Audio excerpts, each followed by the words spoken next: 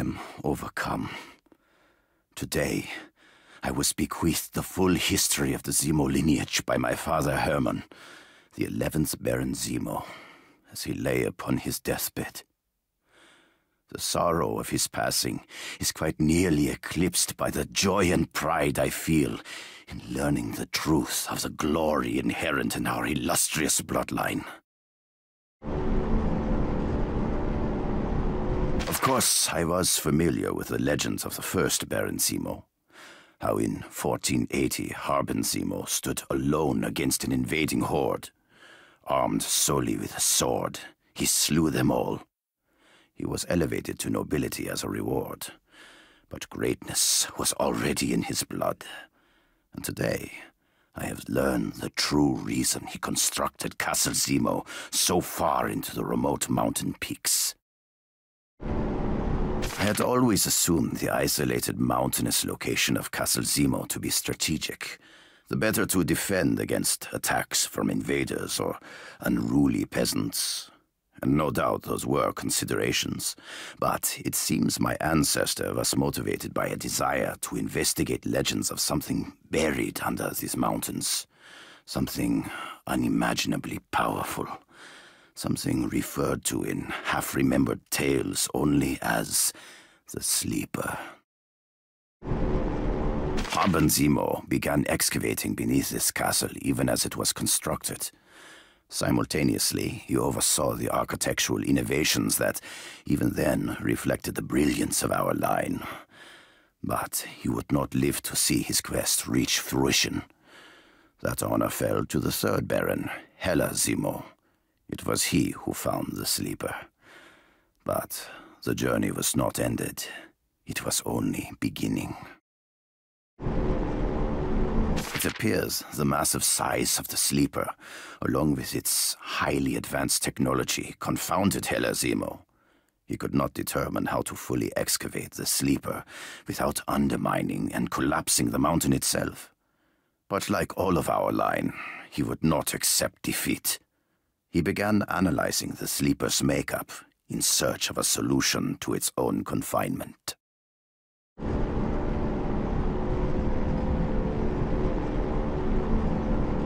Many secrets were unlocked by careful examination of the Sleeper's technology. These, along with our meticulously bred genius, of course, enabled numerous advancements by subsequent Barons Zemo. Innovations that allowed excavation to proceed, albeit slowly. But it is I, the 12th and greatest of us all, who will finally achieve the victory denied my ancestors. It is I who will at last wake the Sleeper. What are the Sleeper's origins? Does it hail from the stars, from a distant future or some antediluvian past? Is it an artifact of long-forgotten gods? These questions are intriguing, but secondary to the matter of how the Sleeper will affect the future. The past has seen a proud line of Barons Zemo. But for tomorrow, I must confess, Emperor Zemo has a certain poetry to it. I feel the hands of my illustrious ancestors at work in what happened today. I have been contacted by a man who shares my vision, if not my noble heritage. He calls himself the Red Skull, an overly theatrical title to my tastes, but I must admit the resources at his disposal are impressive indeed. I have agreed to meet with him. This evening I received the Red Skull in the ballroom. I fear the splendor of the setting was wasted on the man. He appears single-minded in his focus on conquest and the acquisition of power. Still, these are desirable traits, and he clearly possesses the intelligence to recognize my importance in the success of his plans. I have agreed to future meetings. An alliance may prove mutually beneficial. The skull both impresses and repels me. I confess to admiring the skill with which he has manipulated the present political tides to his own advantage. He has acquired backing from the regime in Berlin, while using those resources to build an army loyal only to him, the Order of Hydra. This has enabled him to accomplish much. Perhaps my own reticence to tolerate the presence of my inferiors has held me back in this regard. I have granted the Skull permission to house certain of his lackeys here while we go about our work. I must say, the individuals the Skull surrounds himself with are distasteful in the extreme. Most of all, the loathsome scientist Arnim Zola, whose undeniable genius cannot compensate for his odious personality. I fully understand the need for pushing boundaries in order to achieve technological advancement, but there is a fine line between ambition and recklessness, a line Zola crossed long ago. My prior concerns are mollified. Today, I confronted Zola over the risks his twisted experiments pose to the splendor of my home and the treasures housed within. I informed the Skull he would need to be reined in if the forces of Hydra were to continue to be tolerated in Castle Zemo. Perhaps the Skull saw reason. Perhaps my own not inconsiderable army, loyal only to me, gave him pause. Regardless, I am pleased with the outcome. Zola's work suspended, the man himself assigned to research. The Skull has summoned more detestable lieutenants, including one young fellow who also claims to be a baron, yet allows the Skull and Zola to order him about like a common domestic. And a woman. If the baronesses who once lived here could see her mannish affectations and scandalous attire, they would faint dead away. I tolerate this duo's presence only with difficulty. Should they vex me, they will pay the price. I expected Zola to throw tantrums like the man-child he is when his experiments were halted. However, he has shown me character I did not realize he had by immersing himself in the Zemo library with unbridled zeal. The collected wisdom of my ancestors can only benefit one of his low character, even if he can never hope to fully comprehend the qualities of one born to nobility. Zola and the Skull are quite taken with my family history, inquiring often about prior Barons Zemo, like children begging for bedtime stories. They ask after the tales behind each of the treasures stored in the trophy room. I have kept to myself the indiscretions of Hilliard Zemo, 8th of our line, who foolishly harbored notions of using our resources to educate the peasantry. And yet now I understand, if not condone, his goals. One does derive satisfaction from seeing inferior minds attempt to better themselves, even when such efforts are inevitably restricted by the breeding of those undertaking them.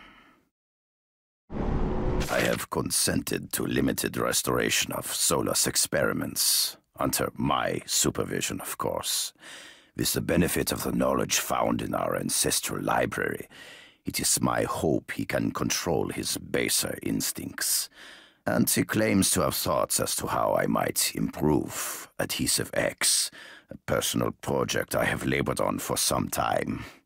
I am prepared to hear him out, though my expectations remain realistic. I am betrayed.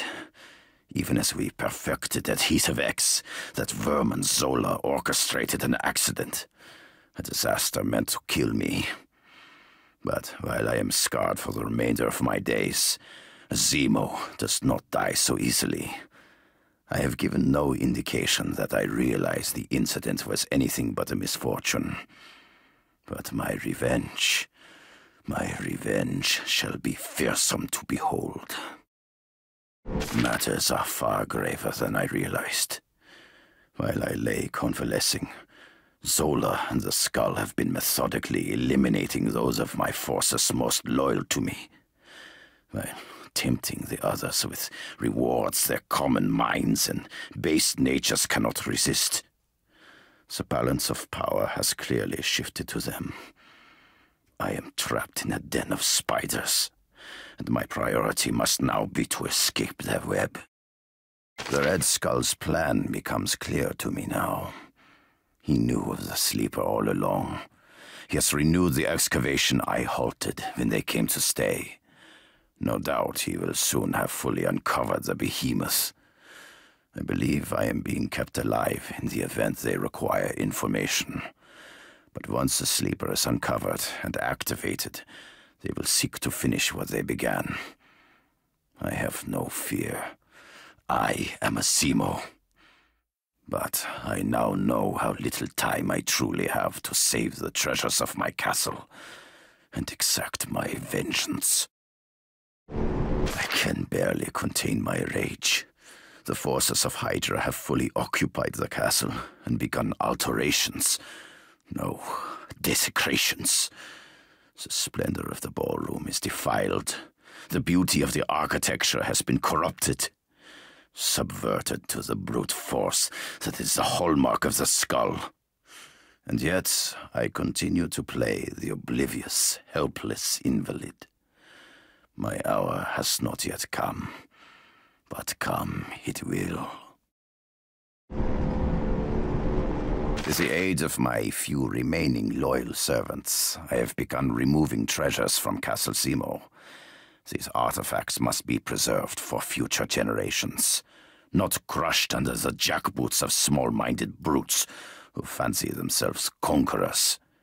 My guests do not yet seem to have noticed, but there are some items that will be more difficult to retrieve than others.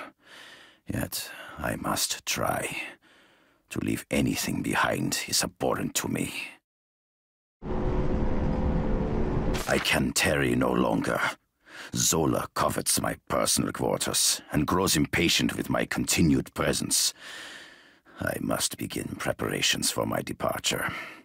If all goes well, it will be a moment these thugs will never forget. The fools have arrogantly appropriated much of my technology, rarely bothering to alter it in any way not obvious to my genius. As a result, I am able to move relatively freely within many portions of the castle. Reaching the outside will prove more difficult, due to the guards who swarm about like maggots on a corpse. A distraction shall have to be arranged to draw them away. I have it.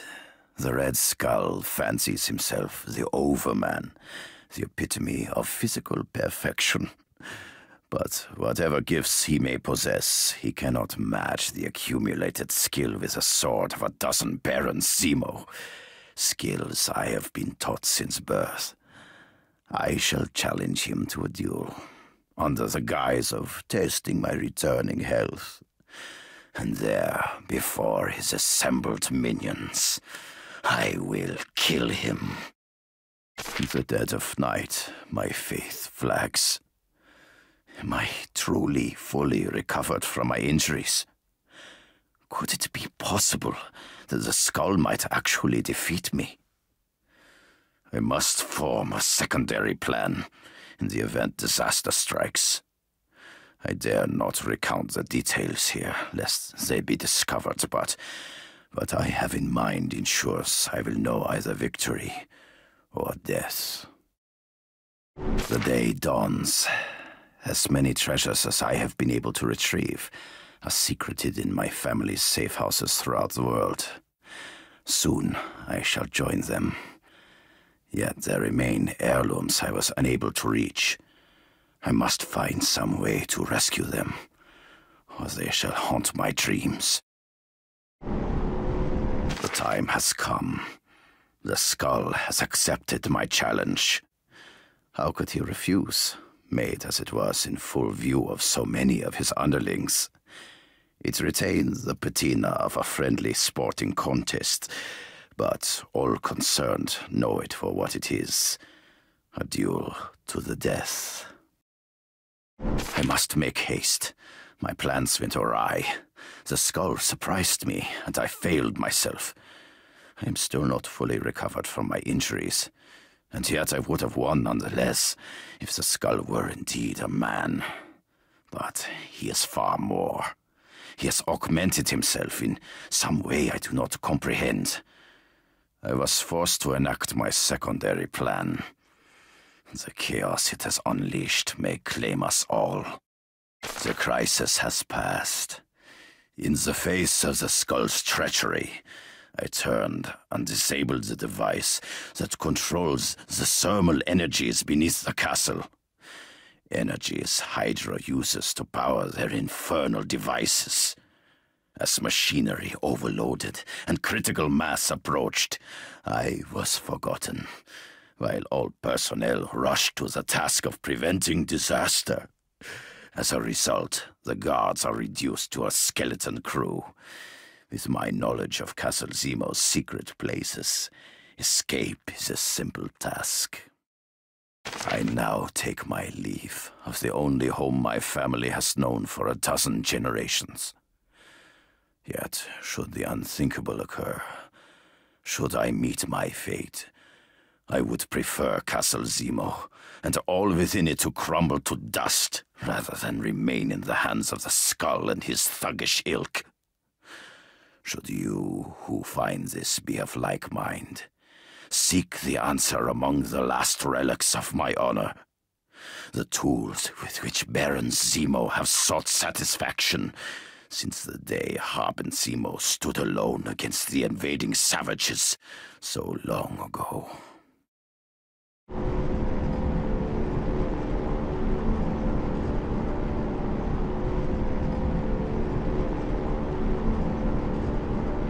As I turn my back on all I hold dear, I take solace in this thought. The Skull seeks to conquer by awakening the Sleeper. Yet the Sleeper's destructive might can be turned against its wielder. And as advanced as it is, the Sleeper has a weakness. It requires energy. Energy that must be channeled to its otherworldly brain in vast quantities. Should the conduit of that energy be severed, I believe the Sleeper and its new master, the Red Skull, will meet the fate of so many tyrants consumed by the self-same power they so greedily craved.